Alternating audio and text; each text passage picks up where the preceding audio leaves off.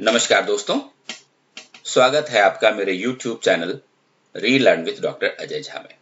दोस्तों, मैं खुशखबरी लेके आया हूं क्लास 9th के बच्चों के लिए, जिनके सोशल साइंस सब्जेक्ट में से कुल 5 चैप्टर्स को डिलीट कर दिया गया है। और इस संदर्भ में कल यानी कि 7 जुलाई 2020 को CBSE ने एकेडमिक सर्कुलर 47/2020 लागू किया था। दोस्तों, एक बहुत ही इंपॉर्टेंट बात यह है इस रिवाइज्ड सिलेबस के बारे में, जो यहां है। कहता है कि the reduced syllabus will not be part of the topics for internal assessment and year and board examination. इसका अर्थ यह हुआ कि जो टॉपिक्स, जो चैप्टर्स डिलीट कर दिए गए हैं, उनमें से कोई भी सवाल न तो इंटरनल असेसमेंट में पूछा जाएगा, न ही ईयर एंड जो आपका फाइनल एग्जामिनेशन होगा उसमें पूछा जाएगा। इसके साथ ही उन्होंने एक लिंक भी दी है CBSE की, आप इसको खोल करके और इसके बारे में ज्यादा जानकारी प्राप्त कर सकते हैं। तो आइए दोस्तों, अब हम ये समझने की कोशिश करते हैं कि क्लास 9th के सोशल साइंस सब्जेक्ट में किस तरह का रिवाइज सिलेबस लाया गया है, कौन कौन से टॉपिक्स डिलीट किए गए हैं और मार्क्स स्ट्रक्चर क्या होगा। तो देखिए, क्लास 9th में हमारे पास 4 बुक होता है। सबसे पहला India and the contemporary world part 1 यानी कि हिस्ट्री। तो इसमें से आपके पास 20 मार्क्स का क्वेश्चन आएगा। कंटेम्पररी इंडिया 1 यानी कि ज्योग्राफी, इसमें से भी आपके पास 20 मार्क्स का प्रश्न आएगा। डेमोक्रेटिक पॉलिटिक्स 1 यानी कि पॉलिटिकल साइंस, इसमें से भी 20 मार्क्स के प्रश्न पूछे जाएंगे। और इकोनॉमिक्स, इसके भी 20 मार्क्स तय हैं। इसका मतलब चारों किताबों में से 20-20 नंबर के सवाल पूछे जाएंगे, तो उनका टोटल 80 बनेगा। अब जो बहुत ही महत्वपूर्ण चीज है उसके ऊपर बढ़ते हैं कि क्या रिवीजन हुआ है सिलेबस के अंदर।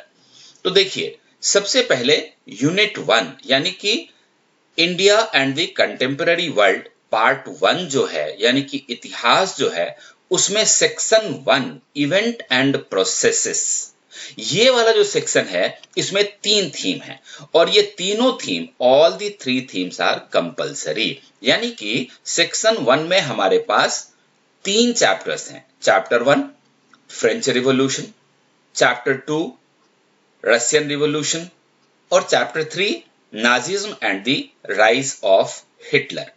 तो ये जो तीनों ही टॉपिक्स हैं, ये तीनों चैप्टर कंपल्सरी है। अब इसके अलावा 2 चैप्टर्स बचते हैं। Chapter 4 livelihood, economies and societies और chapter 5 pastoralists in the modern world. तो इस बात का ध्यान रखें कि चैप्टर 4 और चैप्टर 5 को डिलीट कर दिया गया है। यहां से कोई सवाल आपको नहीं पूछा जाएगा फाइनल एग्जामिनेशन में या फिर इंटरनल असेसमेंट में, पीरियोडिकल्स में, कभी भी। आगे बढ़ते हैं। यूनिट 2 देखिए, कंटेम्पररी इंडिया, यानी कि ये है हमारा ज्योग्राफी। ज्योग्राफी में chapter number 1, chapter number 2, chapter number 3, chapter number 4 और चैप्टर नंबर 5 पढ़ना है। चैप्टर नंबर 6 पॉपुलेशन वाला जो चैप्टर है वो पूरी तरह से डिलीटेड है। लेकिन एक ध्यान देने वाली बात यह है कि तीसरा जो हमारा चैप्टर है ड्रेनेज, ड्रेनेज में से थियरी में कुछ भी नहीं पढ़ना है, क्योंकि ड्रेनेज चैप्टर में से आपके पीरियोडिकल्स में या फिर फाइनल एग्जामिनेशन में कोई भी प्रश्न नहीं पूछा जाएगा। तो फिर क्या पूछा जाएगा? क्यों पढ़ना है हमें ये चैप्टर? ये पढ़ना है ओनली फॉर मैप आइटम्स, यानी कि ड्रेनेज में से जो मैप आएगा वो सिर्फ आपको पढ़ना है और वही एग्जामिनेशन में पूछा जाएगा। सो थियरी पार्ट की अगर हम बात करते हैं तो हमें कौन कौन सा चैप्टर पढ़ना है? ज्योग्राफी में चैप्टर 1, 2, 4 एंड 5। चैप्टर 3 में से सिर्फ मैप क्वेश्चन पूछा जाएगा और चैप्टर 6 पूरी तरह से डिलीटेड है। आगे बढ़ते हैं दोस्तों, यूनिट 3 डेमोक्रेटिक पॉलिटिक्स पार्ट 1। यहां पर मैं ये पॉलिटिकल साइंस का सेक्शन है और पॉलिटिकल साइंस में आपको कौन कौन से चैप्टर्स पढ़ने हैं। Chapter number 1 what is democracy, why democracy, chapter number 2 constitutional design, chapter number 3 electoral politics, chapter number 4 working of institutions. यहां तक पढ़ना है। लेकिन चैप्टर 5 जो डेमोक्रेटिक राइट्स वाला चैप्टर है वो डिलीट कर दिया गया है, वो आपको बिल्कुल भी नहीं पढ़ना। अब आइए इकोनॉमिक्स देखते हैं।